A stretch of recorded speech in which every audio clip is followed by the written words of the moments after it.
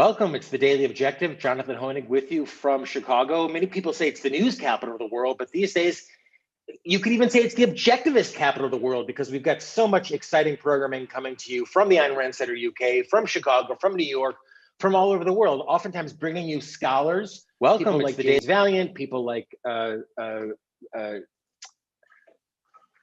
sorry, I'm turning off this issue here. James Valiant, people like Harry Binswanger, and people like our friend Ed Locke, who's joining us today. Ed, thank you so much for being with us. My pleasure. And some people might, I think, probably know your name and maybe not recognize your face because they've read a lot of your works.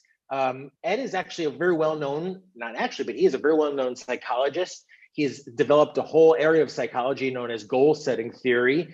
He is an established scholar and professor and published a number of books. The most recent is called The Illusion of Determinism: Why Free Will is Real and Casual. And then more recent after that, The Selfish Path to Romance.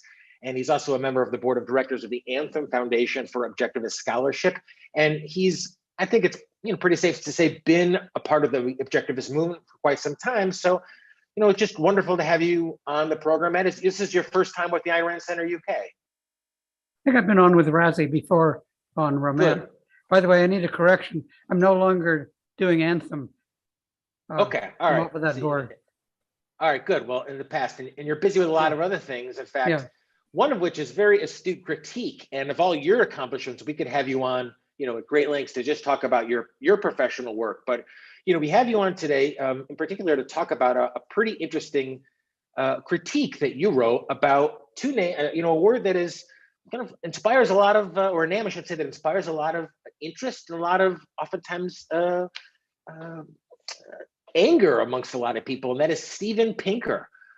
Steven Pinker has been favorably mentioned by Dr. Jerome Brook, Don Watkins, so many others. He's the author of 2 books that I'm aware of, Enlightenment Now and The Better Angels Are Nature. I guess he's written a number of others. His most recent is called Rationality: Why It Is What It Is, Why It Seems Scarce, and Why It Matters. And it's already, of course, flying up the charts. And Ed, you read it, and I read your review. Straight off the bat, you think rationality is important, but you don't like the way that Pinker addressed it at all. Right. Pinker's problem, those of us who are objectivists wouldn't be surprised, he has no conception of a proper philosophy. And this showed itself in Enlightenment Now, which was the half of the book on why good things happen. Of course, it was tremendous, but he had no idea where it came from. And it's well, you say the same thing. You say that the title of the book sounds promising, and you think objectivism and reason kind of go hand in hand, but this doesn't deliver. He doesn't. He's tied into all the wrong philosophy, as he was in the Enlightenment Now book on the philosophical part, even though so just like this book, the concept is good, right?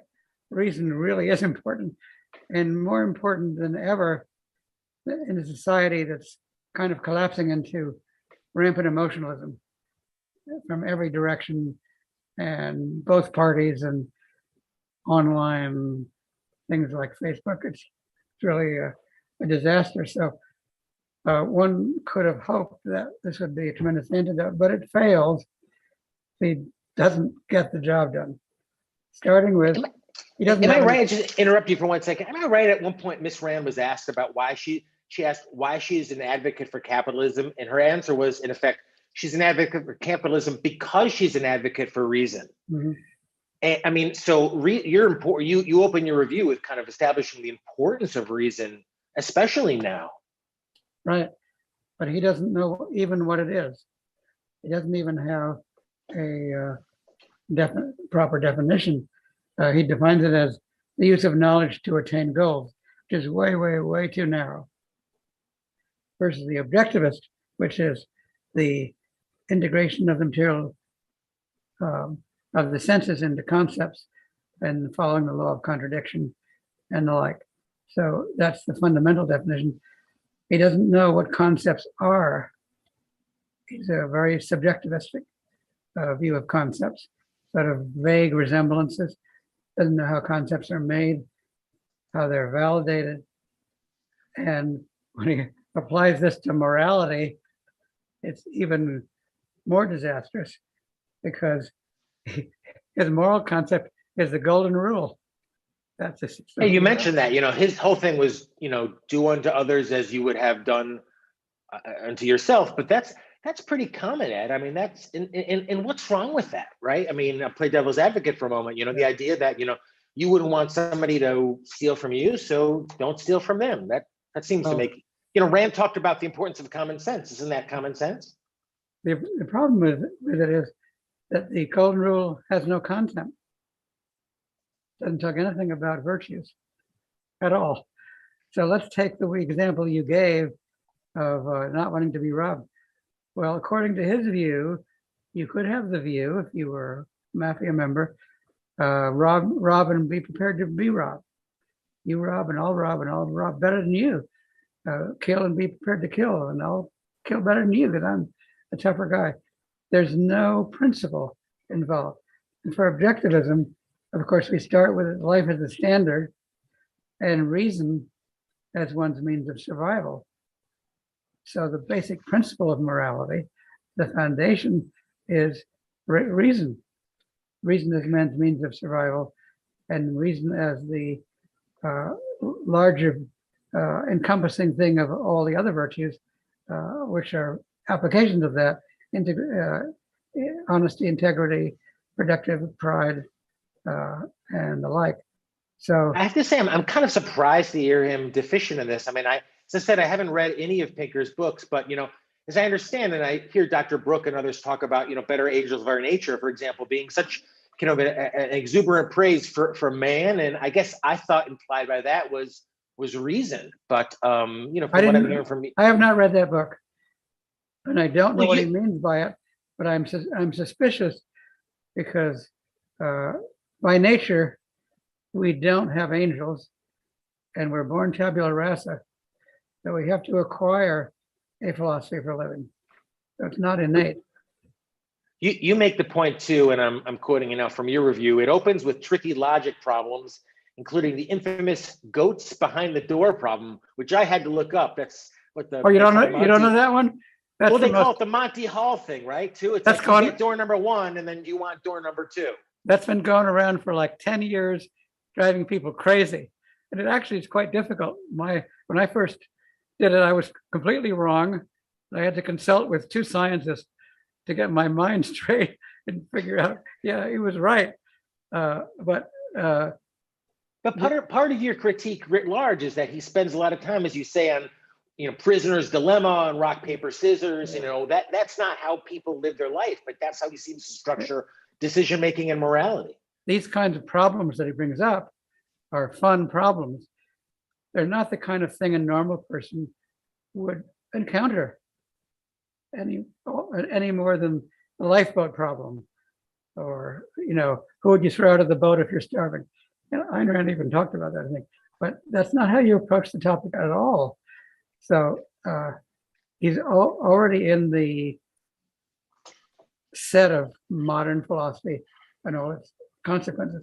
So he doesn't approach the topic of morality correctly, and so he can't get to a good solution for it. And he spends a lot of time on statistics, not only the goat problem, game theory, prisoner's dilemma, paper, scissors, rock. These aren't the kinds of things you're going to encounter in your life. Let me ask, is that just a way that kind of a lot of these people try to smuggle in the idea that there is no objective reason, that kind of anything goes? I mean, what's the purpose of why they smuggle in those impossible situations all the time? And is it to kind of suggest that the impotence of thought or reason, that who knows, it's all roll the dice anyway? I think it's conventional, being conventional. They follow the crowd. So what does the crowd say? Morality is subjective, and then they try to get out of it with a Bible, which nobody thinks works. And then they have concepts as subjective. That's pretty standard stuff. And then he gets into all these technical statistics things. But most of your life isn't going to involve a lot of statistics, except generally speaking. Like don't drive when you're drunk. taking illicit drugs can kill you, like fentanyl.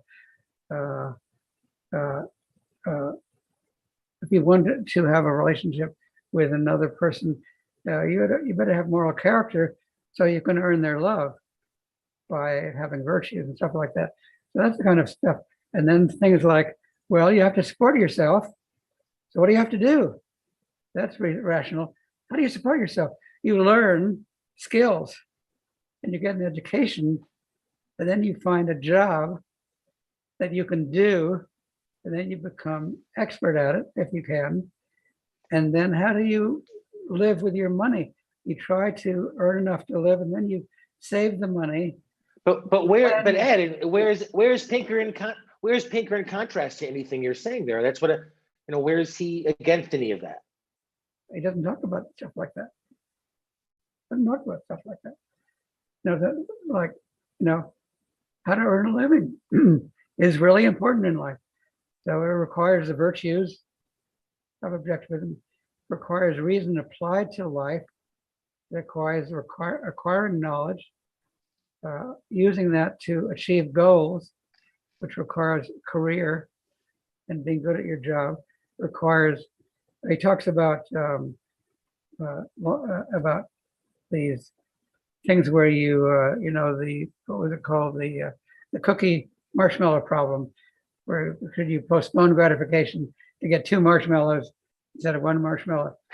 And so the issue of long-range planning is important, but he doesn't indicate that life requires an integration of short and long.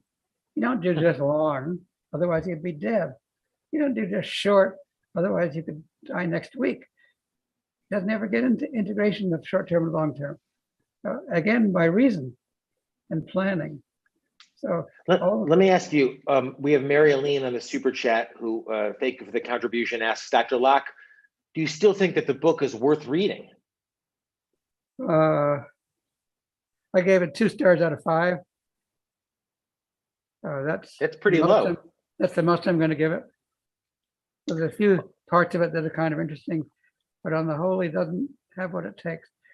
This is kind of one of the ideas written by an objectivist. I really like your point here. You said that Pinker says, quoting now, Pinker, rational argumentation consists of laying out together with conditional statements that everyone agrees make one proposition follow another. You point that out as what's the problem there, right? Hey, everyone agrees that agreement is not a method of knowing, and it's definitely not a method of science. 89% of climatologists disagree we're all going to hell in 10 years. Why? Because they agreed to it. That's not a method. The method of science is, what do the data show? And what can you infer from those data? More widely speaking, you need knowledge in order to live your everyday life. So, and if you're in Facebook, which I'm not, I don't like these things, public things at all. But I'm not on those, and my wife isn't either. But you've got to be careful. On Facebook, there's a million opinions. And if you follow the mob, you'll be paralyzed mentally. You won't know what to do. Because let's say you want to conform, which is already wrong. Which mob do you follow? You've got to think for yourself, even to do like, okay, let's take the vaccine. Well, I read about the vaccine, but I'm very careful who I believe. And isn't that the irony? And said you've been in the objectivist movement for a long time. Is that objectivism is always accused of being a cult, but in fact, I think objectivism always stresses individuality. And whereas it seems like the rest of the whole, certainly political spectrum, has become extraordinarily tribal. Nikos on our channel talks about us a lot. It's just, almost as if you almost get the sense they're wearing war paint these days of whatever stupid tribe that they pledge allegiance to. Well, it is tribalism. It's very, very disconcerting. Like if you say publicly your individual rights for all, all people have the same rights, you get screamed at and threatened with being fired. You're supposed to have quotas. I mean, it's crazy. Right. Or, Crazy. I forget which Fort Hall forum it is. Miss Rand talks about, gay rights, Hispanic rights, this rights, and she says something effect like, in me, I'm just a mongrel. You're just a mongrel. I am too. And that unless you have, and that was again prophetic. It's like unless you have that group these days to align yourself with, you have to do the tough thinking of thinking independently and being independent, being an individual. The tribalism thing isn't even consistent. Tribalism is mainly pro-Black, special favors with quotas. Okay. But if you want to be a tribalist, which I don't, then you have to include special rights for Hispanics. You have to include special rights for Asians, special rights for whites, or they would come in last, of course.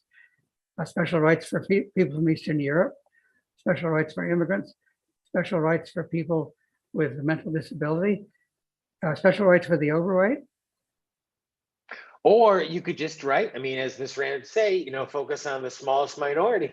Yeah, but if you promote individualism, you are attacked as a monster.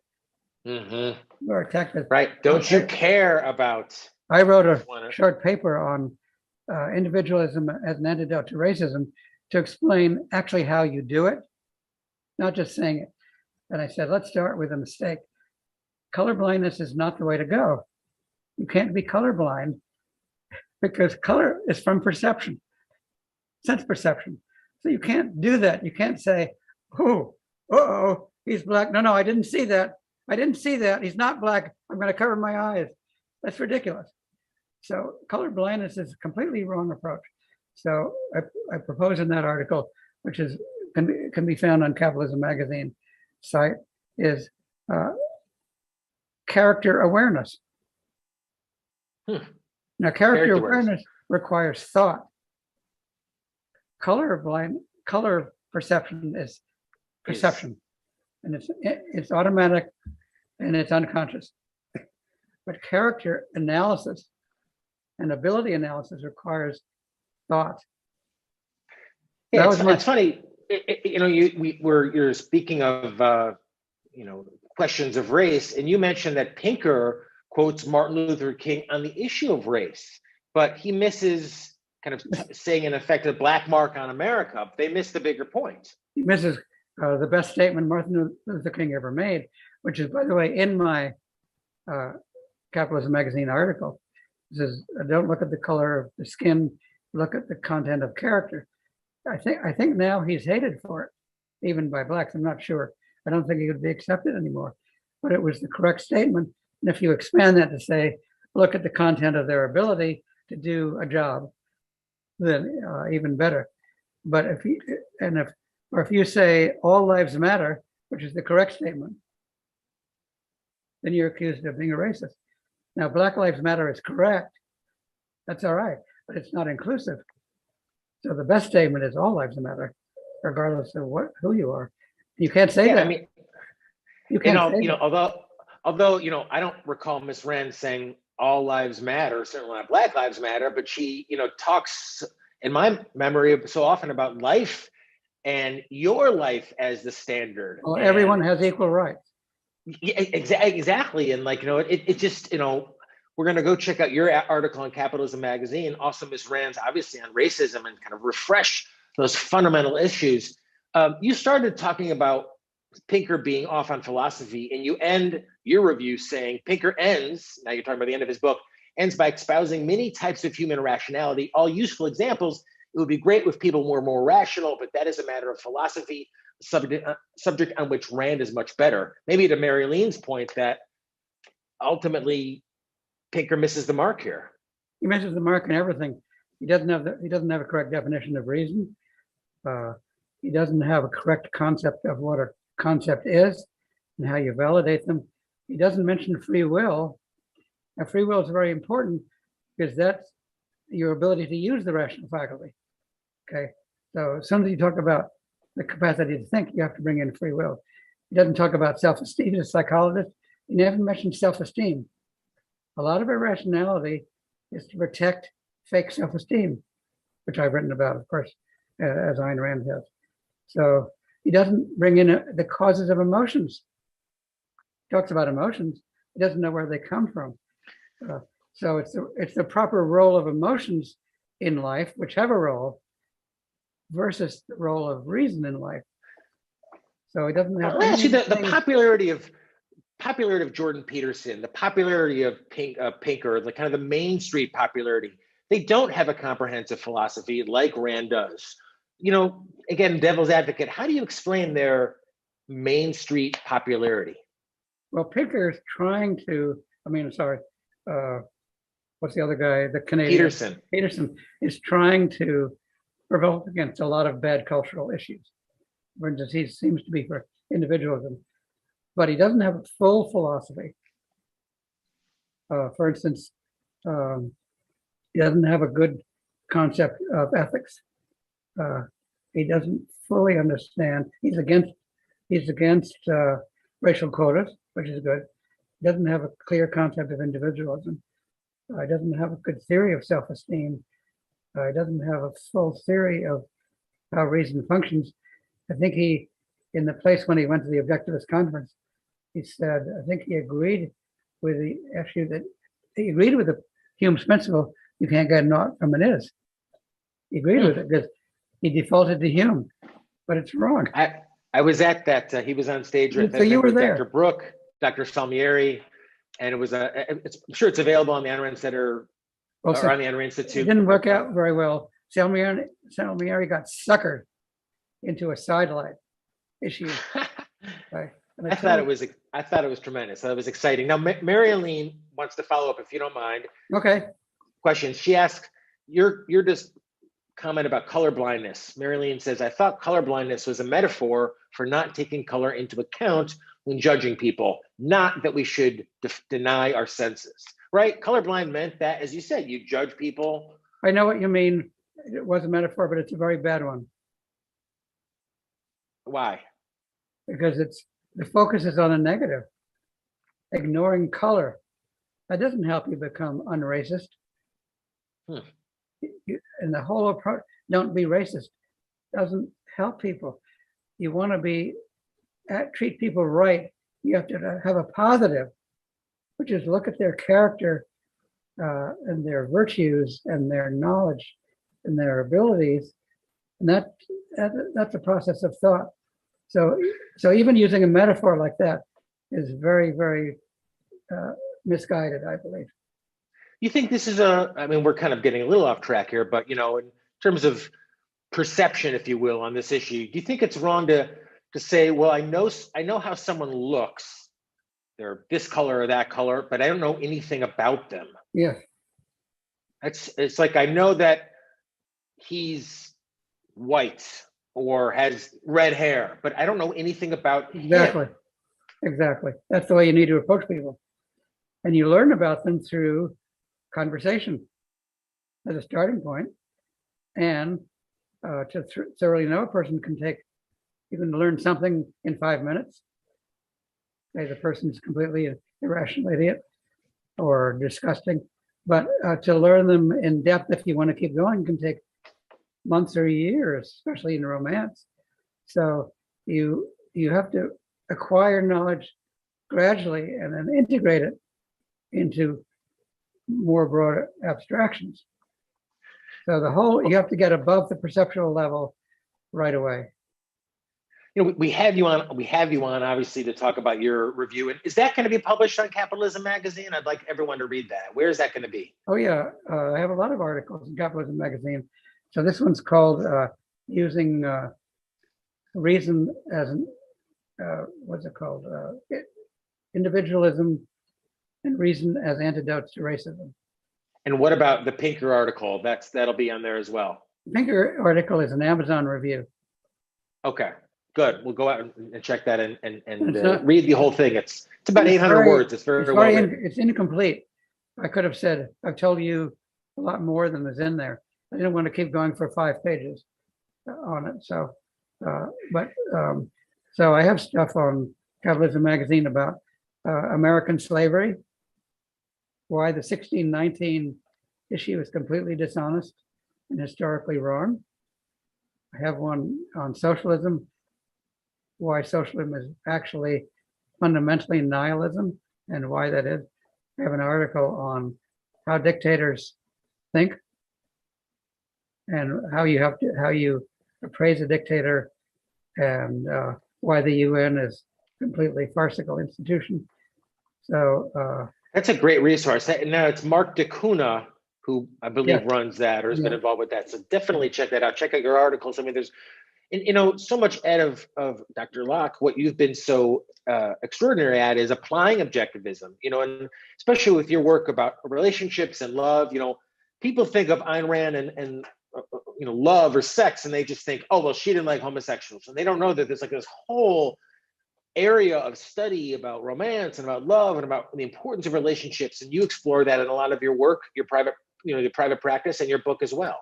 By the way, for the record, she withdrew that comment. Thank you for clarifying that. Psychologist explained to her that being gay is not a psychological error. It's and the indicated, it's overall clear that it's genetic. Nothing to do with morality. And even some objectivists still make the mistake of thinking it's bad child rearing. Not true. No evidence for that whatsoever. Scott, thank you for the contribution. Asks, could you expand on what happened from your perspective on Dr. Salmieri and Jordan Peterson? What happened from your perspective? Got sucked in to a discussion of Hume's mistake. And I told him after it, I said, if I were you, Peterson had his go, so you had your turn. Why didn't you give a 1-minute summary of objectivism as an alternative to Peterson right away? You can do it in 1 minute. I've done it. You could do it on one leg, right? As Rand did. Why didn't you do that right away? And objectivists, this isn't the only time this happened, objectivist debaters are prone to get sucked in to the other guy's agenda right away. Let's say you're debating on socialism and someone says, we have to have welfare, and you get sucked into welfare. That's a big mistake. You should start, if you're an objectivist, by saying, let's start with number one. Well, isn't that why, as I understand, Ms. Rand always avoided debate, was that... Let's start with number one. Capitalism is the only method of wealth creation ever, period. It's not even debatable. It's not even arguable. It is a fact. Number two, earning your living through voluntary trade and making money is a moral virtue, morally good. But you have a right to your own life. You're pursuing your right to voluntary trade. So let's take those two things as a starting point. Then you're my opponent and say, okay, these are my axioms. And oh yeah, reason is the only form of knowledge. And I say, now what do you want to discuss? So you set out your agenda right away. You don't get sucked into theirs. You go down the garden path in a totally different direction and never get to your agenda. This happens to objective speakers all the time in debates. Thank you, Bonnie, for your contribution. And I guess for me, just as a non-scholar, so often I'll listen to a kind of highfalutin, like a Peterson, or I always say, I took a class in college from Jürgen Habermas. I'm sure you know who that is. And I can't even understand like what language they're speaking, but inevitably an objectivist scholar, Miss Rand, obviously, Dr. Bekoff, you, Dr. Bernstein, Salmieri, I mean, these people, and you can understand the point. It's in concepts that are comprehensible. It makes sense here on this earth. Is Habermas a postmodernist? He was German. That's all I remember. I think he's the early postmodernist. I haven't studied him. That's my vague recollection. Bonnie, thank you, and is thanking you, Dr. Locke. What a gold mine. Is there any quick follow-up, if I could, and we only have a minute or two left, but is there any area, or is there a place that where that comment by Rand refuting that, or I should say, altering that earlier comment about homosexuality, is that in print somewhere? Is that in the archives? Where I know that her mind was changed by talking to a psychologist that I know. All right. And she changed Well, her mind. we're gonna look Now, I into don't know that. if she ever said it publicly, but she withdrew the attacks on it. That's fascinating, and we've actually done whole programs here at the Ayn Rand Center UK talking about exactly these issues. So all your ability to kind of bring us some of that inside info, and more importantly, just your perspective on everyday issues like Tinker's book. It's really such a great pleasure and honor for us to be able to bring that to the world. So thank you so much for that. Thank you. So we'll read your articles at capitalismmagazine.com. We will definitely check out, the book is Selfish Path to Romance. That's been in print for quite some time, but Yes. The new one is The Illusion of Determinism, Why Free Will is Real and Casual. Do you mean you actually? Causal. Oh, is it Causal. real and causal? Yeah. Quick, give us the elevator pitch, if you will, on that one. Not that you need to pitch it, but what's the idea of that? This is Ayn Rand's theory, okay, right? But I expand on some areas. I expand a little more on causality. I talk about behaviorism and what's wrong with it. I talk about the status of consciousness as an emergent property. I talk about what free will is, but also what free will isn't. I talk about the issue of the people who try to combine determinism and free will, compromise position, and why that doesn't work. So, these are so many of those topics. These are the fun ones that like Sam Harris and Peterson and all these very popular, yes, so-called popular philosophers. They assume, oh yeah, we don't have free will, but objectivism and you with this new book you're challenging that. Well, I mean, a lot of it's not original, but I bring in a lot of additional material like that. I even bring in the death penalty. Because people are not omniscient. I said, morally it's just, but epistemologically it's probably a mistake, because you can make mistakes and then people can die who are innocent. That's the best argument for doing away with the death penalty, is the epistemological. That's in a footnote, actually. I remember, it's funny you bring that up, and thank you, Marilyn, that's from Ayn Rand. By the way, that's from Ayn Rand. No. I remember that she would say that but I wonder, because when she said that was before the DNA testing technology. I wonder if she would now, because if that change in technology would change her perspective on the potential for wrongly executing someone. Well, to answer that, I'd say, if you could find a way where guilt was 100% certain, with no possibility of an error, epistemological challenge. But if you can do that, then I think you could say, with certain cases, but only those cases, you could have the death penalty. Because morally, I think it's correct for first degree murder. So that would be something to worth discussing. And that's part of what's, I think, fun about our process here at the Ayn Rand Center UK is, we're all students of objectivism, and we're learning as we go along from each other and from scholars like you. So thank you for doing the scholarship that you do, and for, even more importantly, selfishly, for sharing it with us. Thank you again. My pleasure. All right, we'll have you back again. And thank you to all of our listeners and viewers from around the world. As I said, we're able to keep the lights on because of what you're doing in terms of your generous super chats, and even more important, that your support, your monthly support. If it's 5, 10, 15 pounds a month, I mean, that's nothing in actual US dollars, but it means a lot over in the UK. So you'll definitely want to do that and help Razi and the crew keep the lights on. Until next time, we'll see you then. Thank you again. Be well.